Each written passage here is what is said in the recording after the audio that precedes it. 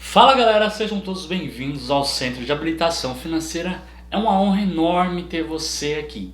Então, vamos hoje passar mais um conhecimento, mas antes, não posso deixar de te pedir para curtir, compartilhar e deixar seus comentários nesse vídeo, se ele agregou de alguma forma ou se você ainda ficou com alguma dúvida, tá bom? Então vamos direto para a aula. Então eu gostaria de falar hoje sobre um tema muito bom, eu gosto muito de falar sobre isso, que é a reserva de emergência. Então vamos imaginar um cenário hipotético. Imagine que você trabalha, você tem um salário de R$ 2.000 e você tem contas todos os meses no mesmo valor, de R$ 2.000. Logo não sobra nada para você. Você é aquilo que hoje brinca-se muito, que é o pagador de boleto, o boleteiro, o famoso boleteiro. E aí você vai vivendo a vida assim, você não se prepara e de repente o seu carro quebra. E aí, como que você vai fazer?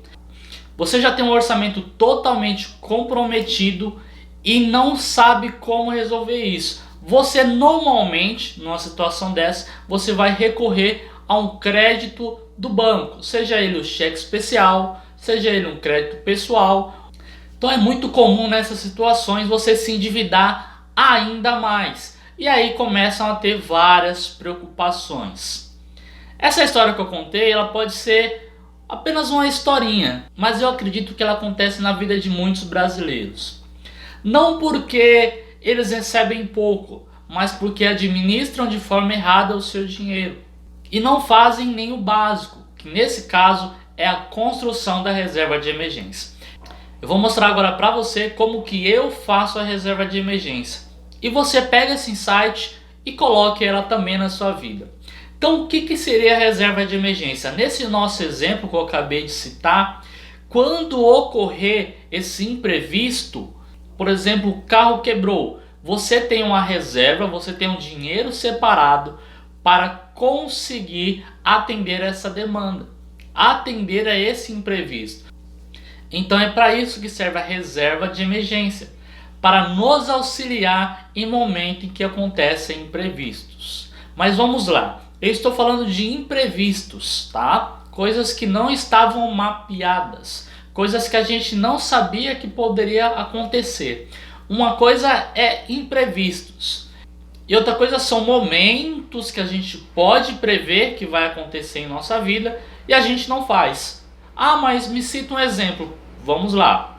Vamos utilizar o carro como parâmetro. Imagina que você compra um carro, um veículo. Você sabe que algumas coisas você vai precisar fazer em determinado momento. Você não sabe qual será o momento, mas você sabe que você precisará fazer. São elas: uma troca de pneu, você vai precisar fazer algum pequeno reparo, você vai precisar fazer a revisão. São inúmeros pequenos detalhes que a gente consegue prever. Você vai precisar pagar o IPVA no começo do ano, você vai precisar pagar o seguro obrigatório, você vai precisar pagar o seu seguro do carro se você tiver. Então são vários gastos que você consegue prever. Você sabe que em algum momento ou outro você vai precisar fazer um pequeno reparo, porque ou amassou de um lado, você fez uma batidinha de um lado, ou amassou a roda. Então essas coisas são previstas. Quando você tem um filho, por exemplo, você sabe que em janeiro e em julho você vai precisar comprar material escolar. Então essas coisas elas são previstas, são coisas que são inerentes, são coisas correlacionadas, tá? Então hoje eu gostaria de falar da reserva de emergência para você prevenir também essas coisas, tá? Então o que é reserva de emergência? É esse dinheirinho que você deixa guardado para quando ocorrer algum imprevisto. Quanto que tem que ser a reserva de emergência? Vamos voltar ao nosso exemplo. Nesse caso você gasta todo mês R$ 2.000. Então a sua reserva de emergência tem que ser 6 vezes o seu custo fixo. Que nesse caso o seu custo fixo é R$ 2.000. Então a sua reserva de emergência precisaria ser de R$ 12.000 se você for CLT. Caso você seja autônomo, precisa ser de 12 vezes ou o equivalente a um ano, que nesse caso 12 vezes R$ 2.000 de custo fixo mensal seria igual a R$ 24.000 de reserva de emergência. Isso iria te salvar em muitas ocasiões. Ela não é só uma reserva de emergência, mas também você pode utilizar como uma reserva de oportunidades. Se surgiu alguma oportunidade, você pode pegar esse dinheiro e utilizá-lo e depois repor o que você pegou. Mas aqui eu vou te dar o pulo do gato. A forma que eu utilizo a reserva de emergência e a forma como eu constituo a minha reserva de emergência. Então vamos voltar para o nosso exemplo. Imagine que eu tenho R$ 2.000 de custo fixo. Então o que eu faço para fazer a minha reserva de emergência? Eu hoje sou autônomo, então precisaria de R$ 24.000 de reserva de emergência. Ok, mas depois que eu chego nesses R$ 24.000, eu defino um valor mínimo que eu consigo guardar todos os meses para deixar lá também na minha reserva de emergência. Eu vou guardando todos os meses este valor mínimo. Aí você fala, mas por que você guarda esse valor mínimo? Porque quanto mais dinheiro eu tiver de reserva, mais eu posso aproveitar oportunidades.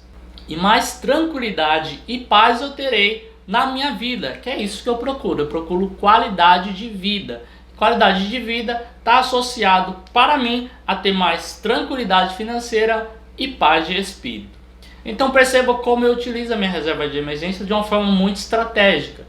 Eu cheguei no valor que é a minha reserva, eu continuo, neste caso, todos os meses colocando mais R$ 100, que é o valor mínimo que eu defini. Então, quando passar um ano, eu vou ter mais R$ 1.200 de reserva de emergência. Então, essa é a forma que eu utilizo para ter tranquilidade e conseguir lidar bem com os imprevistos que acontecem na minha vida. E você? Você tem reserva de emergência ou você ainda não tem reserva de emergência? O que você está esperando para conseguir fazer ainda hoje a sua reserva de emergência? Comece com um pouquinho. Você não precisa começar comprometendo um valor alto da sua renda. Defina um valor que você consegue guardar todos os meses. E eu te garanto que quando surgir um imprevisto, você vai lembrar desta aula.